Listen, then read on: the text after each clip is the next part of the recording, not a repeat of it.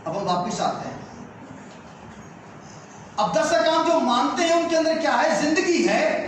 उन 10 काम को जो पूरा कर रहे हैं, जो खुदावन ने कहा कि ये करना वो करते हैं, जो कहता है नहीं करना वो नहीं करते, खुदावन खुदा क्या करता है? उनको जिंदगी में रखता है। अगर आप थोड़ा सा आगे जाएं तो आपको मालूम चलेगा कि सदूम और अमूरा जहां पर गुनाह हद से ज्यादा बढ़ा, खुदा ने वहां पर उन 4 जानों को जो उसकी बात को मानते थे उनको बाहर निकाला और उसके बाद फरिश्तों को भेज के गंधक की आग को नाज़िल किया और आग के सबको जला दिया। अगर आप देखते हैं अलीशा नबी को, जिसे आग वाला खादिम कहा जाता है, अब वो अलीशा नबी क्या करता है? जब उसे मालूम चलता है फौज उसे पकड़ने आ रही है तो वो पहाड़ की चोटी पर जाकर बैठ जाता है। बच्चा मेरी तरफ देखो जरा, पहाड़ की चोटी पर जाकर बैठ जाता है और अपने हाथ को ऐसे उठाता है। कोई उसके हाथ के अंदर आग नहीं, लेकिन उसको यकीन था कि मेरा खुदा जो आग से जवाब देता है वो इन दस्तों के ऊपर अपनी आग को नाजिल करेगा। वो अपना हाथ उठाता है और फायर करता है और आग के गोले उस दस्तों के ऊपर आते हैं और उन्हें राख कर देते हैं। खुदा जो आग की मानी दे और अपने लोगों के कहे के मुताबिक जवाब देता है। फिर उसने मसबा बनाया और खुदा से कहा कि खुदा जाहिर हो। आसमान से आग आई और उसने आकर क्या किया? मसबा के ऊपर सारी कुर्बानी को चट किया। फिर जब एलिया उठाया जाना था, यानी कि जमीन के ऊपर उसका सफर खत्म हुआ, तो आसमान से आतशी रथ आया, आग के बगुले के अंदर से उठा लिया। क्योंकि अलीशा इसी एलिया को खुदा ने पहाड़ों के ऊपर, चोटियों के ऊपर एक मखलूक दिखाई जो आगनुमा थी। गौर से सुनो, एक मखलूक दिखाई जिनको आतशी रथ कहते हैं, जो आग की सूरत के होते हैं और पूरे घोड़े की तरह होते हैं। खुदा ने उसे कहा पहाड़ों पे नजर कर तो अकेला नहीं, तेरे साथ आतशी रथ खड़े हुए सारे। और जब वो चोटियों पर नजर करता है तो वो आग से सुलगते हुए घोड़े उसे नजर आते हैं, जो उसके साथ उसकी मदद, उसकी फेवर करने के लिए उसके इर्द गिर्द खड़े होते हैं। तो एलिशा एलिया का हौसला बढ़ता है कि मेरा खुदा जो आग से जवाब देता है वो आतशी रथों को मेरे साथ उतारे हुए। क्योंकि हम सीख रहे हैं कि आग के ऊपर, और आपको मैं सिखा रहा हूँ, पीछे से इस वजह से लेके आया हूँ, मैं माजी के अंदर इस वजह से आपको लेकर दिखा रहा हूं ताकि आपको मालूम चले कि ये जो आग है ये किस तरह काम करती है। और ये आग है क्या? ये आग तो खुदा है और ये आग का कलाम जो है, ये जो कलाम है ये भी आग की मानिद है। और ये आग की मानिद जो कलाम है ये इंसान की मदद भी करता है, इंसान को जिंदगी भी देता है, इंसान की फेवर भी करता है। और इंसान के वो इंसान जो इस मानते नहीं है, जो हमेशा बुझे हुए कोयले की तरह लेते हैं, वो गीली लकड़ी की तरह जिंदगी गुजारते हैं, और वो ये आग जब उनको नहीं लगती, उनकी जिंदगी में नहीं काम करती, या वो उस आग को हासिल नहीं करते, उनका अंजाम क्या होता है? तो एलिया को लेने के लिए आसमान से क्या आई? आग आई, आतशी रथ आया, आग का बगुला आया और एलिया को उसने क्या किया? उठाया है और आसमान पे ले गया। रोहे ज़मीन के ऊपर ईद पेंटिकॉस्ट के दिन जब शागिर्द एक जगह जमा थे तो आसमान से रूहुल कुदुस और आग उतरी। रूहुल कुदुस भी उतरा है और क्या उतरी है? आग भी उतरी है। रूह में जिंदगी है, रूह मदद करता है, आग में भी जिंदगी है और आग भी मदद करती है।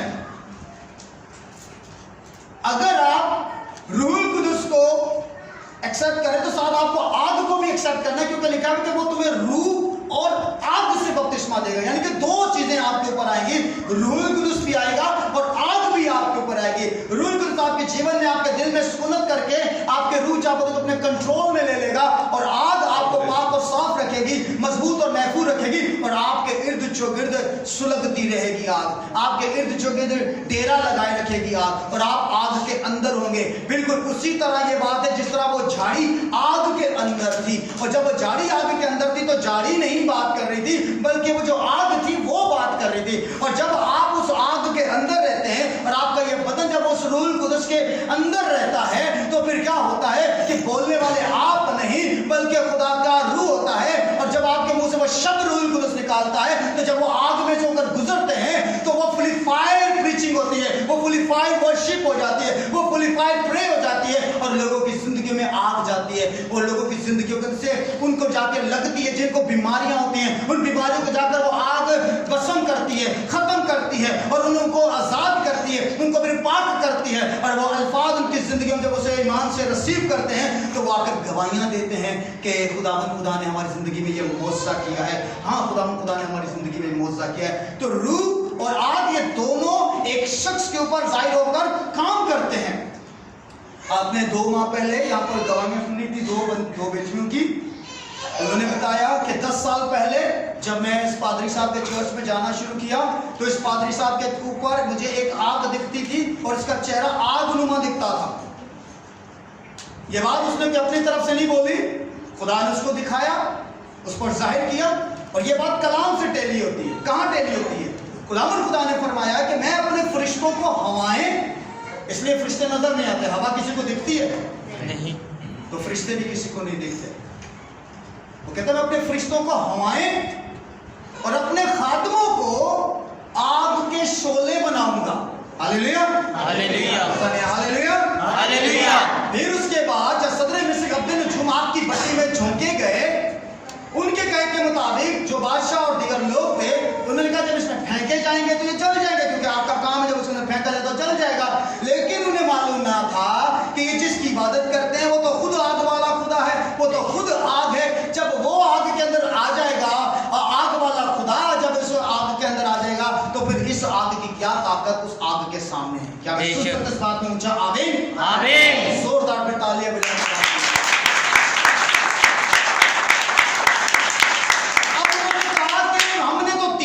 फेंके थे, अभी चौथा क्या है? इसकी शक्ल तो आला की तरह लग रही है, इसकी शक्ल तो आग से मालूम हो रही है, इसकी छवि तो इंसान सी है पर वो आग सा मालूम हो रहा है। वाज़ेह हो गया कि खुदा आग की मालिक है। हालेलुया। वाज़ेह होता है कि खुदा आग है और उसने आकर उनके बदनों को उस आग में जलने नहीं दिया, उनके कपड़ों में स्मेल नहीं आने दी, उनके बाल को झुलसने नहीं दिया। जब वो बाहर आ गए तो जिसने आग लगवाई थी जब वो हाथ डालता है तो उसका हाथ जल जाता है। उसे मालूम चल जाता है कि अब वो जो उसने बचाया था वो तो उसमें नहीं है, और अब ये जब हाथ डालता है उसको मालूम चलता है कि ज़मीनी आ गई, उसके हाथ को झुलसा देती है। सो याद रखिए प्यारी कलीसिया, खुदावन में बेटों और बेटियों, जो लोग इस आग को ऐमी सा समझते हैं ये आग उनको फायदा नहीं देती, लेकिन जो लोग इस आग को खासों में से खास समझते हैं ये आग उनको जिंदगी बख्शती है।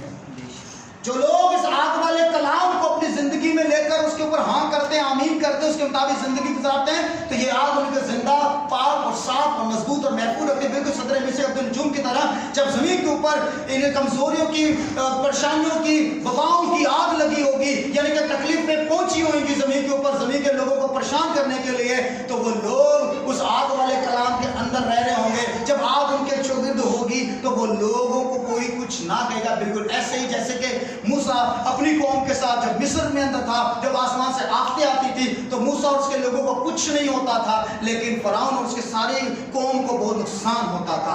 इसी तरह जो लोग इस आग के मस्सा के अंदर रहते हैं ये आग उनको जिंदगी देती है, लेकिन यही आग उन लोगों के खिलाफ जो खड़े होते हैं, जो उनके खिलाफ खड़े होकर बगावत करते हैं या उनके खिलाफ होकर बातें करते हैं या उनकी तालीम के या किसी भी चीज के खिलाफ खड़े होते हैं, तो यही आग पर जाकर उन लोगों को परेशान भी करती है, तकलीफ भी देती है। अगर वो अपना हाथ उठाकर फरियाद कर दे बिल्कुल एलिया की तरह कि ये लोग अब मुझे परेशान करने आ रहे हैं, सबर करो अमावत उदास ना, और जब अपना हाथ चौक के फिर फायर कर दावे तो फिर सारे दस्ते उस आग देना जुड़ जाते हैं। इसलिए आग से मामूर शख्स, रूह कुदस से मामूर शख्स को आम नहीं समझना, बल्कि वो खासों में से खास होते हैं। इसलिए हमने उनकी रिस्पेक्ट करनी है क्योंकि वो रूह और आग से भरे हुए लोग होते हैं। इसलिए अपनी जिंदगी के अंदर, अपने घरानों के अंदर, अपने घरानों के मस्जिदों के ऊपर और अपने जहां भी आप जाते हैं तो अपने आप को महसूस क्या करें, अपने अंदर इस आग को महसूस क्या करें, होली स्पिरिट को महसूस क्या करें। अगर चाह वो आपके बदन के अंदर शोले सी पड़ती हुई जुबानों में दुआ नहीं भी कर रहा रूह कुदस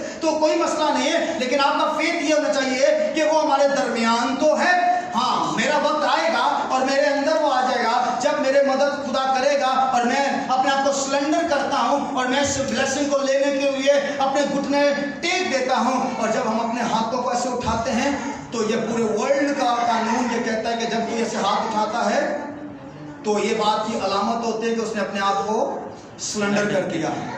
हाथ उठा लेना, दोनों ऐसे हाथ उठा लेना, इस बात की अलामत होता है कि इस बंदे ने अपने आप को सरेंडर कर दिया।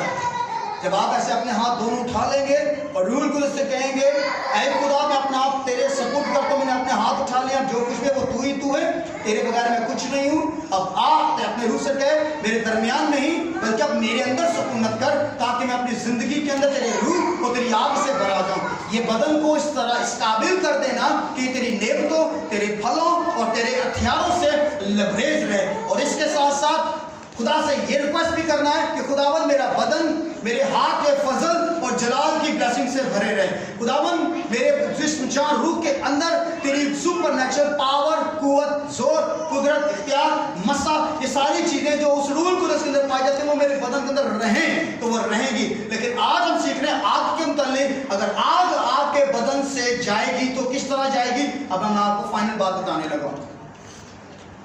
आग और रूह से आप भर गए, सपोज करो आप भर गए हो, अब आपने अपनी जिंदगी को पवित्र कर लिया, ठीक चलना शुरू हो गए हो, तो इब्लीस कभी भी ये नहीं चाहेगा कि आपके अंदर ये आग जलती रहे, आपके अंदर होली स्पिरिट रहे। वो सबसे पहले इस आग को खत्म करेगा, इस आग को आपके आगे से हटाने की कोशिश करेगा, क्योंकि वो खुद अपने अंदर की आग खो चुका होगा। अब वो कोयले की मानिंद है, वो चाहेगा कि ये भी सूखी वो कोयले की तरह लकड़ियां बन जाए, ये सुलगती ना रहे, ये शोले ना रहे। पहले आग को कैसे हटाएगा?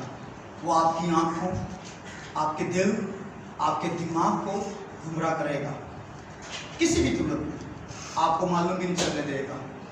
लेकिन आपको मुताद रहना, अगर वो मुताद रहेगा इंसान तो वो समझ जाएगा कि ये हरबा मुखालिफ का है, इसलिए मैंने इससे बचना है, क्योंकि रूल कुदरत आपकी मददगार है, वो आपकी फेवर करेगा।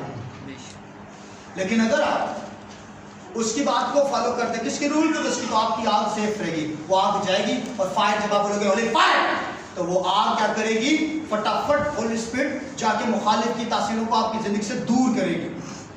लेकिन राज आपको मालूम होंगे तो। लेकिन अगर आप बहकावे में आ जाते हो, धोखे में आ जाते हो और उस चीज को जो आपके लिए नहीं बनी, जो आपके लिए नहीं थी, आपने उसको जबरदस्ती या जैसे तैसे करके उसको ले लिया, जब वो आपके करीब आती जाएगी तो ये बात बिल्कुल ऐसी कि जैसे आदम और हवा जैसे उस फल के करीब को छुआ ही तो वो बुझ गए। आग सबसे पहले जाती है बदन के इर्द गिर्द से, जब गुनाह आपकी तरफ आने लगता है या आप गुनाह की तरफ कदम उठाने लगते हो। अगर आपने गुनाह पाते देखा, आपने फौरी तौर पर उसको फायर किया है और स्पिरिट की पावर से, तो वो जल जाएगा, खत्म हो जाएगा।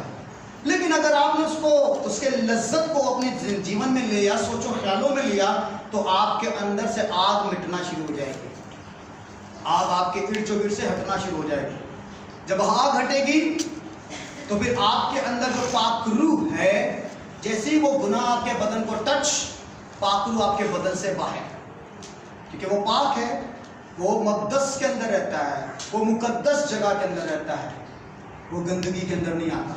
पाकरूबा है, पाकरूबा है। फिर आप गुनाह में पड़े, मजीद ढलते गए, पाकरू आपसे दूर। देखा है, पहले वो ऊपर था यानी कि पाकरू, फिर वो तुम्हारे दरमियान है, फिर वो तुम्हारे अंदर, फिर वो तुम्हारे अंदर से बाहर, तुम्हारे दरमियान। जब उसने देखा कि ये नहीं सुधर रहा, फिर वो दोबारा ऊपर चला जाएगा, आपसे कोसों में दूर चला जाएगा। फिर क्या होगा, मुकम्मल तौर पे आपका बदन के अंदर से आग भी गई, रूह भी गया, गंदगी आ गई, बीमारियां, जरासीम, कमजोरियों, जहालतों, कबाहतों ने घेर लिया, तो वह बर्बादी होगी। उस दौरान की औलाद पैदा हो गई तो वो भी उसके अंदर, विरसे के अंदर वो गुनाह को ट्रांसफर कर लेगी, क्योंकि रूल को तो चला गया। फिर इंसान कहेगा हाय, अच्छा इस दौरान क्या होगा, आपकी शोले से पड़ती हुई जुबान भी मदम पड़ जाएगी। मैं ऐसे मनोड़े के अंदर, क्योंकि मेरा मनोड़े से वास्ता बहुत रहा है, मैं मनोड़े के ऐसे बेशुमार बच्चों को जानता हूँ कि शुरू में बहुत शोले से पड़ती हुई जुबानों को उन्होंने इस्तेमाल किया। मैं ऐसे भी शख्स को एक बेटी को जानता हूँ, जैसे वो रूह से मामूर हुई और उसने फौरी तौर पे क्या कहा कि हुण ते अबलीस दा अब्बा भी साडा कुछ नहीं कर सकता। मैंने देखा कि एक हफ्ते बाद फिर से वो आजमाइश में पड़ी, तो उसने जुमला ही पैदा होते सारी बड़े बोल बोलना शुरू कर दिया। मैं एक शख्स को ऐसे जानता हूँ कि जब वो नीचे बैठा हुआ था, जैसे आपका मुंह मेरी तरफ है, अब उसने क्या किया है, जैसे कोई नया शख्स हीरे की अंगूठी पहनता है तो जरा वाजे करता है, लोगों को दिखाता है ऐसे करके। हाँ, देखे ना, कभी कोई नई चीज पहनता है थोड़ा बंदा सामने दिखाएगा, क्या तरह लोगों को पता चले मैंने कुछ नई चीज पहनी है। तो उस शख्स ने क्या किया, नया उसका बपतिस्मा हुआ, मस्बा की तरफ उसका मुंह था क्योंकि वो खिदमत में नहीं था। तो हमने देखा जैसे ही वो बंदा आपको बोला कि आपने दुआ करनी है, उसने ऐसे मस्बा कर उठा के ऐसे घूम गया पब्लिक की तरफ और गैर मानों में दुआएं उसने शुरू कर दी। पब्लिक को दिखाने के लिए मैं भी गैर मानों में दुआएं करता हूँ, दिखावा, जिस्म का फल आ गया, वो बंदा भी आजमाइश में चला गया। मैं ऐसे बेशुमार बंदों को जानता हूँ कि शोले से पड़ती जुबान उन्होंने ली पर उसका असर खो बैठे, वो अपना असर अपने गुनाहों, कमजोरियों, खताओं के सबब से खो बैठे। आग जाती रही, रूह जाता रहा, निशान रह गया, नेमतें उनसे चली गई, बरकतें चली गई, फल जड़ गए जो रुके थे, दरख्त खाली हो गया। अब अगला सरमन फ्राइडे को तो मेरे दोस्त आ रहे हैं वो देंगे, लेकिन मैं संडे को फिर आपको दरख्त जो फल गिर जाते हैं उनके ऊपर दूंगा। इसलिए आज का जो सरमन में यहाँ पे ब्रेक करता हूँ, आपको सिखाया गया है कि आग जो है वो जिंदगी भी देती है और भस्म भी कर देती है। आग के अंदर रहने से आप पाक और साफ रहते हो। ये आग आपकी लाइफ में किस कदर इम्पोर्टेंट है, आपको पहाड़ों के अंदर रखती है, आपको सेफ रखती है। ये मुसीबत जब दुनिया में ज़्यादा बढ़ेगी तो यही आग आपके इर्द गिर्द रहेगी, तो आप इसके अंदर सेफ रहोगे, क्योंकि आग नेगेटिव चीज़ों को दूर कर देती है और पॉजिटिव चीज़ें जो खुदा की तरफ से वो आपकी ज़िंदगी में इंटर करती रहती, ताकि आप और रूहानी तौर पर परवान चढ़े।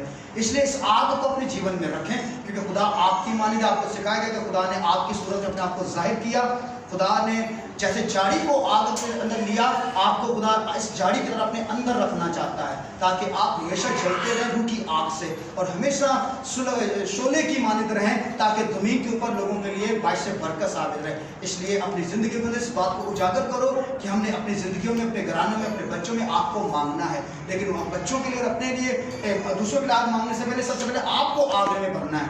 अगर आप आग में नहीं भरोगे तो आपकी शिफात कभी नहीं सुनी जा सकती। हाँ, हो सकता है लॉन्ग टाइम बाद चली जाए जब आप उस लेवल तक पहुंच जाओगे। तो इसलिए मेरे बच्चों याद रखो कि ये बातें जो मैं आपको सिखा रहा हूँ ये एक एम ही नहीं है, इनके अंदर जिंदगी है, इनके अंदर एक लॉजिक है। खुदा चाहता है कि आप सब इन चीज़ों को रिसीव करो, क्योंकि ये आपके लिए बनाई है। खुदा इस कलाम की वजह से बरकत बख्शे।